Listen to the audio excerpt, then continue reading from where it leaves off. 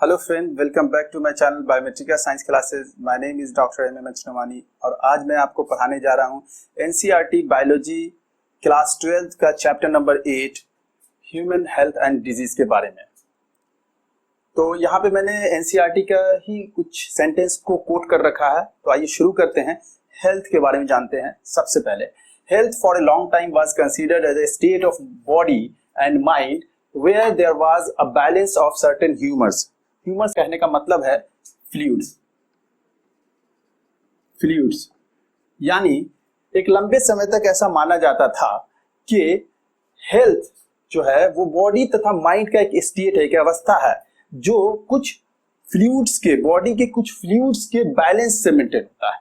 ठीक है, और ऐसा ही मानना था early Greeks like Hippocrates, Indian Ayurveda system of medicine, यानी इन लोगों का भी यही मानना था। इन लोगों ने एक हाइपोथेसिस दी थी, black bile hypothesis, black bile people के बारे में। ये ब्लैक बाइल क्या है?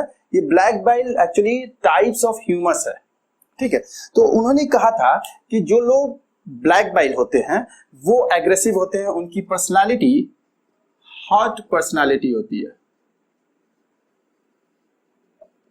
और उनका टेम्परेचर बॉडी का हाई होता है, यानी उनको फीवर होता है। ये मानना था इन लोगों का। लेकिन जैसा कि हम लोग जानते हैं, बॉडी टेम्परेचर हाई होना या फीवर आना जब किसी को कोई इन्फेक्शन होता है उस वजह से होता है। ये हमारा डिफेंस मैकेनिज्म काम करता है बॉडी में, तो उस वजह से बॉडी का टेम्परेचर हाई होता है। और यहाँ पे जैसे हिप्पोक्रेटिस की बात की मैंने, हिप्पोक्रेटिस के बारे में आप लोग जानते हैं कि इन्हें हम लोग फादर ऑफ मेडिसिन कहते हैं।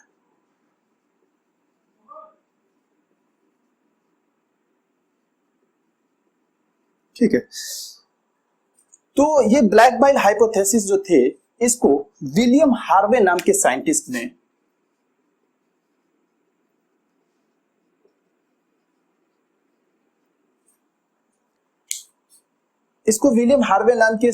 ने डिस्प्रूव किया। कैसे डिस्प्रूव किया? कि उन्होंने क्या किया कि ब्लैक बाइल पीपल का बॉडी टेम्परेचर चेक किया by the help of thermometer. ठीक, और उन्होंने पाया कि ऐसी कोई बात नहीं है, जो नॉर्मल बॉडी टेम्परेचर जो नॉर्मल लोगों का होता है वही इन लोगों का भी होता है। इन्होंने जो इसे डिस्प्रूव किया, इसे ही उन्होंने कहा good humour hypothesis of health.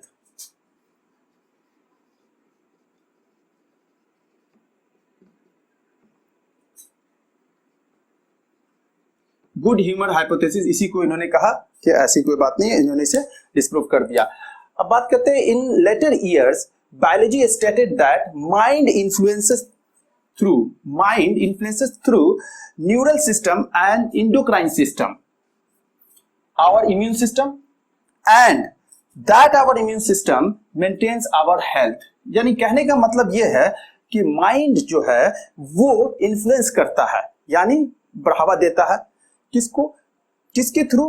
Neural system and endocrine system, यानी हमारा जो नर्वस सिस्टम है और हमारा इंडोक्राइन सिस्टम, जो हमारे बॉडी में जो ग्लैंड्स वगैरह है, उन दोनों के कोऑर्डिनेशन के साथ वो इन्फ्लुएंस करता है माइंड हमारे इम्यून सिस्टम को, और यही इम्यून सिस्टम डिसाइड करता है हमारे हेल्थ के बारे में। यानी ये इम्यून सिस्टम फिर मेंटेन करता है हेल्थ को, यानी हेल्थ डिपेंड करता है किस पे? माइंड के इन्फ्लुएंस करने पे न्यूरल सिस्टम तथा इंडोक्राइन सिस्टम के कोऑर्डिनेशंस के साथ साथ। अब क्या है कि हेल्थ, इसका मतलब कहने का ये हुआ कि हेल्थ जो है, हम अगर किसी को भी देखते हैं कि किसी की जो पर्सनालिटी जो मतलब फिजिकली फिट है, या उसे हम लोग कहें कि एब्सेंस ऑफ डिजीज है, तो हम लोग उसे कहते हैं कि वो हेल्दी है ना? मतलब ऐसा नहीं है, लेकिन हेल्थ के लिए एक कंसेप्ट है, वो ये कि हेल्दी पर्सन्स का जो physical, mental as well as social wellbeing होना जरूरी है, जिसे WHO ने बहुत अच्छे से डिफाइन किया कि हेल्थ को उन्होंने डिफाइन किया कि state of complete physical, mental and social wellbeing, यानी किसी भी इंसान का physical, mental as well as social wellbeing होना जरूरी है हेल्दी कहलाने के लिए। ठीक, और एक चीज हम लोग जानते हैं कि जब किसी इंसान का हेल्थ अच्छा होता है तो उसका लाइफ स्पैन ज्यादा होता है। ठीक। उसके साथ साथ क्या होता है, उसकी प्रोडक्टिविटी ज्यादा होती है, यानी किसी काम को वो ज्यादा अच्छे से कर पाता है। और जब वो किसी काम को ज्यादा अच्छा करेगा तो उसका रिजल्ट अच्छा होगा, जिससे क्या होगी, उसकी इकोनॉमी बेहतर होगी। और जब उसकी इकोनॉमी बेहतर होगी, उसके घर की इकोनॉमी बेहतर होगी, तो उसके घर में खुशहाली आती है।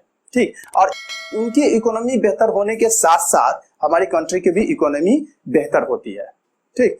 और हेल्थ के वजह से जो हेल्दी मतलब लोग होते हैं तो उनके क्या होता है, शिशु यानी कि इन्फेंट तथा मैटरनल मोर्टेलिटी रेट भी घटती है। ठीक। अब आइए अब बात करते हैं हेल्थ को किस तरीके से मेंटेन किया जा सकता है, या कौन कौन सा फैक्टर है जिसका इफेक्ट पड़ता है हेल्थ पे।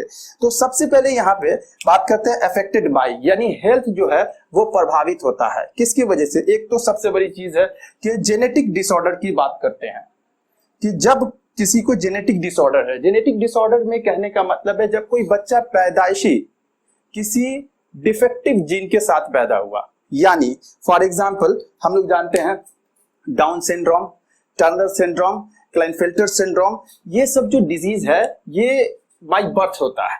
ठीक। जिसमें डाउन सिंड्रोम की बात किया जाए, जिसे हम लोग ट्राइसोमी कहते हैं। ठीक है। उसमें 21 नंबर क्रोमोसोम जो है उस पे एक क्रोमोसोम की संख्या बढ़ जाती है। तो ऐसे में क्या होता है, बच्चे का मेंटल रिटार्डेशन होता है, यानी वो उसका माइंड जो है उसका आईक्यू बेहतर नहीं होता है, उसका ग्रोथ ठीक से नहीं होता, उसका बैलेंस नहीं होता है। बहुत बार उसकी तो इवन लाइफ स्पैन भी ज्यादा नहीं होती है, बहुत बार वो सर्वाइव नहीं कर पाता है। तो ये इफेक्ट पड़ता है इसका यानी कि हेल्थ पे। दूसरा है इन्फेक्शंस। इन्फेक्शंस की बात करते हैं तो जानते हैं हम लोग कि बहुत तरह का इन्फेक्शन है। कोई भी इन्फेक्शन जैसे बैक्टीरियल और वायरल इन्फेक्शन है, तो ऐसा इन्फेक्शन किसी को अगर होता है तो उससे उसका हेल्थ पे असर पड़ता है। इन्फेक्शन में जैसे अगर हम लोग बात करते हैं जैसे एड्स हो गया, ठीक है, उसके बाद जैसे ट्यूबरकुलोसिस हो गया, ठीक, बाकी ऐसे भी मलेरिया वगैरह है, बहुत सारे इन्फेक्शन है। तो इससे क्या होता है, हेल्थ पे इफेक्ट पड़ता है। ठीक है। नेक्स्ट है लाइफ स्टाइल। ये बहुत इंपॉर्टेंट टॉपिक है। ऐसे देखा जाए तो आज के वक्त में लोगों को ज्यादातर जो डिजीज होती है वो लाइफ स्टाइल की वजह से होती है। लाइफ स्टाइल में क्या आता है, लाइफ स्टाइल में सबसे पहले आता है खाना पीना, आराम करना, नींद पूरी लेना, ये सारी चीज आती है, यानी रूटीन लाइफ जीना। यानी आपका खाना अच्छा होना चाहिए, पानी जो आप बताते हैं कि वो कंटामिनेटेड नहीं होना चाहिए। फिर सबसे बड़ी चीज होती है कि बॉडी को रेस्ट देना, सही रेस्ट देना। लेकिन आज के वक्त में लोगों का लेट नाइट जागना और सुबह ऑफिस जल्दी जाने के चक्कर में जागना, फिर तो इस तरह से उनके हेल्थ पे असर पड़ता है, हाइपरटेंशन वगैरह होता है, बहुत सारी डिजीज है। ये बहुत बड़ा काउज है हेल्थ को खराब करने के लिए। नेक्स्ट अब हम बातें करते हैं कि फॉर अचीविंग गुड हेल्थ, यानी अच्छा स्वास्थ्य हासिल करने के लिए क्या होना चाहिए। सबसे पहले अवेयरनेस अबाउट डिजीजेस। देखिए, अवेयरनेस कहने का मतलब है जानकारी। जब तक आप ये नहीं जानेंगे कि कोई डिजीज कैसे फैलती है, उसका कौन सा मीडियम है, कौन सा वेक्टर है ना, तो आप उससे बच नहीं सकते हैं। ठीक। तो अवेयरनेस यानी आपको पता होना चाहिए। जैसे अभी फॉर एग्जांपल अभी हम लोग बात करते हैं जैसे कोविड-19 के बारे में, तो इसके बारे में जो अभी तक पता चला है कि डिस्टेंस मेंटेन करना है, डायरेक्ट कांटेक्ट में नहीं आना है, मास्क का इस्तेमाल करना है, ताकि अगर कोई स्नीज करता है, छींकता है, तो ड्रॉपलेट्स आप इनहेल ना कर लें। तो आप जब मास्क लगाएंगे तो आप उससे बचेंगे, आप अवेयर रहेंगे। घर पे आते हैं या कहीं से भी आते हैं तो आप अपने हाथ को सैनिटाइज करते हैं, या फिर आप कम से कम 20 सेकंड तक साबुन लगा के हाथ धोते हैं। तो ये अवेयरनेस है जिस वजह से हम लोग डिजीज से बच सकते हैं और एक अच्छे स्वास्थ्य को मेंटेन कर सकते हैं। नेक्स्ट अब बात करते हैं वैक्सीनेशन के बारे में, जिसे हम लोग इम्यूनाइजेशन भी कहते हैं। ये एक प्रोसेस है जिसके द्वारा एक तरह से कहा जाए एक प्रोसेस जिसके द्वारा हम अपने बॉडी के इम्यून सिस्टम को बेहतर करते हैं। कैसे? इसके लिए हम क्या करते हैं कि या तो हम लाइव एटीन्यूएटेड बैक्टीरिया या वायरस लेते हैं। एटीन्यूएटेड कहने का मतलब वीकेंड फॉर्म में बैक्टीरिया या वायरस लेते हैं, या उसका कोई सब यूनिट लेते हैं, चाहे प्रोटीन हो गया या कार्बोहाइड्रेट्स हो गया वो लेते हैं, या टॉक्साइड वगैरह का इस्तेमाल करते हैं जो कमजोर होता है, और उसे जब बॉडी में इंजर्ट किया जाता है तो क्या होता है कि उसके अगेंस्ट बॉडी एंटीबॉडी बनाता है। और जब रियल में वो डिजीज आती है फ्यूचर में कभी, तो क्या होता है, एंटीबॉडी यानी कि हमारी सेना, हमारी आर्मी वो तैयार रहती है पहले से, तो उसे डिफेंड कर देती है, खत्म कर देती है, इंटर नहीं होने देती है। इस तरह से हेल्थ को मेंटेन रखती है। जैसे फॉर एग्जांपल बहुत अच्छा है, इन्फेंट में आप लोग देखेंगे BCG दिया जाता है, ठीक है, वैक्सीन है। उसके साथ साथ जैसे हेपेटाइटिस बी की वैक्सीन है, ठीक है ना, हेपेटाइटिस बी है, वैक्सीन वगैरह है, इस सभी का दिया जाता है। बात करते हैं हम लोग इन सभी को, हम लोग डिटेल बात करेंगे नेक्स्ट क्लास में, जिस वक्त इस पे हम अगला क्लास लेंगे वैक्सीन वगैरह, टाइप्स ऑफ वैक्सीन के बारे में जो बात करेंगे, ठीक है। प्रॉपर डिस्पोजल ऑफ वेस्ट, देखिए ये प्रॉपर डिस्पोजल ऑफ वेस्ट की जो बात करते हैं ये बहुत ही इंपॉर्टेंट है। सारे टॉपिक इंपॉर्टेंट है, लेकिन ये खुद से के साथ साथ दूसरों के लिए भी इंपॉर्टेंट है बहुत। कैसे कि डिस्पोजल करना, आपको ये डिस्पोज करना है वेस्ट को, तो ऐसे कहा जाए कि मैनेजमेंट में आ जाता है। अगर आप अपने घर में भी अगर वेस्ट को खुले में रखते हैं तो उस पर मक्खियां वगैरह बैठ जाएंगी और वो एक जगह से खाने पे जाती है दूसरी जगह, तो वो कैरी करने लगती है, वेक्टर का काम करती है, जानते हैं। अगला स्टेप वही है, उसके बारे में बताता हूँ, ठीक है। तो कहने का मतलब ये बीमारी को, डिजीज को स्प्रेड करता है, ठीक है। तो ढक के रखना होता है। जैसे आप फॉर एग्जांपल आप हॉस्पिटल में जाएंगे तो हॉस्पिटल में आप देखेंगे डिफरेंट डिफरेंट कलर का वहां पे कंटेनर होता है, वो अलग अलग टाइप के वेस्ट को उसमें डाला जाता है, उसके हैंडलिंग का भी तरीका अलग होता है ताकि बीमारी ना फैल सके, ठीक है। तो proper disposal of waste important है। नेक्स्ट है कंट्रोल ऑफ वेक्टर। जैसे मैंने अभी बात किया, जैसे ही वेक्टर की बात करते हैं तो पहले समझिए व्हाट इज वेक्टर्स। वेक्टर्स कोई भी ऑर्गेनिज्म जो डिजीज को कैरी करता है, वेक्टर माने होता है ढोने वाला। जैसे फॉर एग्जांपल हम लोग अगर बात करते हैं मलेरिया के लिए तो फीमेल एनोफिलिस मॉस्किटो, ठीक है। एडिस की बात करते हैं, एडिस मॉस्किटो जो चिकनगुनिया और डेंगू के लिए रिस्पॉन्सिबल होता है, ये सब मॉस्किटो है। तथा फ्लाई कालाजार के लिए। तो इन सभी को कहा जाए कंट्रोल करना। कंट्रोल करना है मतलब जैसे गर्मियों में आपको बताया जाता है नहीं, इसको कंट्रोल करना, इसको खत्म करना, इससे बचना। कैसे? तो गर्मी में आपको बताया जाता है कूलर वगैरह साफ रखिए, पानी कहीं पे नहीं जमने दीजिए ताकि उसमें उसका मच्छर जो होता है, मॉस्किटो का लार्वा उस पर न ग्रो करे, ठीक है। तो इसके लिए एक बहुत अच्छा सा एग्जाम्पल है, एक गैम्बोसिया फिश होती है, गैम्बोसिया फिश। ये क्या करती है, ये मच्छर के लार्वा को खाती है और भी चीज खाती है उसके साथ साथ। तो इसका इस्तेमाल किया जाता है वेक्टर के कंट्रोल में, क्योंकि लार्वा को ही खा लेंगे तो आगे वो डेवलप नहीं करेगा, मच्छर नहीं बनेगा। तो ये आपके सिलेबस का ही है, इसलिए मैंने इसे एक एग्जांपल यहाँ पे दिया है। और उसके बाद अब नेक्स्ट आता है आपको मेंटेनेंस ऑफ हाइजेनिक फूड। चलिए, बहुत ही अच्छी चीज है। हाइजेनिक फूड मेंटेन करने का मतलब है कि आप मार्केट से कोई फूड, अगर मान लिया फ्रूट्स भी लाते हैं, वेजिटेबल्स लाते हैं, तो उसको आप साफ करके धो के इस्तेमाल करें। दूसरी बात है, घर में भी अगर खाने की कोई चीज है तो बासी खाना ना खाएं, ठीक। या खाने की चीजों को जब भी थोड़ी देर के लिए भी रखिए तो ढक कर रखें। ये सब चीज है हाइजीनिक फूड को मेंटेन करने का। और नेक्स्ट अब बात करते हैं मेंटेनेंस ऑफ वाटर रिसोर्सेज। देखिए, वाटर रिसोर्सेज की बात की जब मेंटेनेंस की, तो एक्चुअली ये मेंटेनेंस जो होता है ना, ये गवर्नमेंट की तरफ से ज्यादा है, आपको भी मेंटेन करना होता है। जैसे हम लोग क्यों गवर्नमेंट की बात मैं क्यों कह रहा हूँ, इसलिए कि जितने भी मेट्रो सिटीज वगैरह है वहां देखें तो वहां जो वाटर का जो सप्लाई होता है, ड्रिंकिंग वाटर जो होता है, इवन उसको आप देखेंगे तो उसका पाइप जो है ना सीवेज वगैरह से गुजरा हुआ रहता है। अब वहां क्या होता है, सीवेज से गुजरने की वजह से वहां से क्या होता है कि कभी कभी वहां पे लीकेज हो जाता है, ज्यादातर कभी कभी क्या, और लीकेज होने की वजह से सीवेज का जो कंटामिनेटेड वाटर है, पॉल्यूटेड वाटर है, वो उसमें मिलता रहता है और हम लोग उसे इस्तेमाल करते हैं। तो ये तो बहुत आसानी से वाटर बॉर्न डिजीज वगैरह जैसे है टाइफाइड, ठीक है, ये सब फैलने का बहुत चांस होता है। ज्यादातर लोगों को टाइफाइड इसलिए भी हो जाता है। तो ये, और अपने घर में अगर मेंटेन करना है तो आरओ वगैरह का इस्तेमाल किया जाता है। नेक्स्ट अब बात करते हैं मेंटेनेंस रिक्वायर्स। इसमें सबसे पहली चीज आती है वो बैलेंस डाइट। देखिए, बैलेंस डाइट कहने का मतलब है, बैलेंस माने तराजू होता है, बैलेंस माने मेंटेन, यानी बैलेंस डाइट होना चाहिए। बैलेंस डाइट मतलब आप ना तो ज्यादा कोई चीज लें, ठीक है, ना कम खाएं, ठीक है, ज्यादा या कम मिकदार में नहीं, उसका जो न्यूट्रिशनल वैल्यू है उसके हिसाब से बात करते हैं। तो बैलेंस डाइट में क्या क्या होना चाहिए वो आपको मालूम है, अगर नहीं तो बताता हूं। कार्बोहाइड्रेट्स है, ठीक है, कार्बोहाइड्रेट्स है, प्रोटीन है, प्रोटीन्स, फैट्स, मिनरल्स,